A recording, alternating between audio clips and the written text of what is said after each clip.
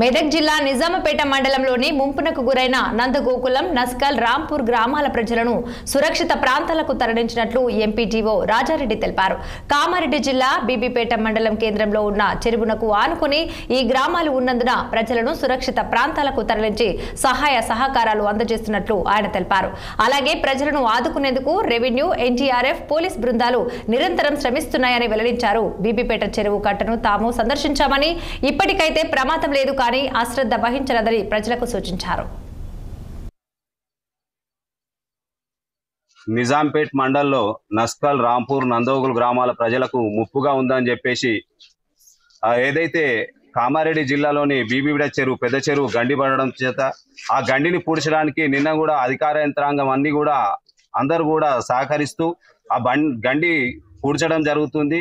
నిన్న నుంచి కూడా రాత్రి 12 గంటల దాకా కూడా అధికార సిబ్బంది, గ్రామ ప్రజలందరూ కూడా 4 గ్రామాల ప్రజలు కూడా అక్కడ ఉన్నారు.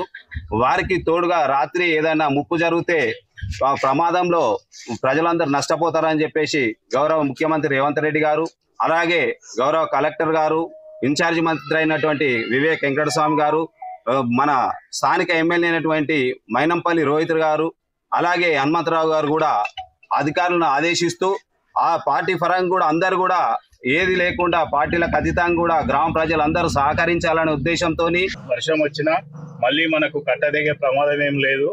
ఇంకొకటి కూడా ఏంటంటే నిన్న మత్తడి పోయింది, బాగా మత్తడి పోవడం వల్ల కొట్టుకుపోయినాయి, అన్ని కొట్టుకుపోయినాయి. ఇప్పుడు అంతా తిరుగుతం లేదు కాబట్టి మనం ఎక్కువ ఇబ్బంది పడే అవకాశం లేదు. కానీ మళ్ళీ పైనుంచి వర్షాలు బాగా వస్తే ప్రమాదం ఉంటుంది. ప్రజలందరూ, ఈ 3 గ్రామాల ప్రజలందరూ కూడా అలర్ట్గా ఉండాల్సిందిగా మేము తెలియజేస్తున్నాము. ముఖ్యంగా ఏంటంటే ఇప్పుడు పంచాయతీ సెక్రటరీలు కూడా ఇక్కడనే వండుకుంటూ వాళ్ళ చేస్తున్నారు. మీరు కూడా, ప్రజలు కూడా సహకరించాలి. నిన్న మేము రాత్రి 12 గంటలకు కూడా ఇక్కడికి వచ్చేసరికి కొంతమంది ఇళ్ళనే ఉన్నారు. మళ్ళీ మేము తీసుకురావడం జరిగింది. ఎందుకంటే మీరు మాకు సహకరించాలి, ఎందుకంటే మీ ఇల్లు మాకు. విశాఖపట్నంలోని 4వ పట్టణ పోలీస్ స్టేషన్ పరిధిలో ఆర్టీసీ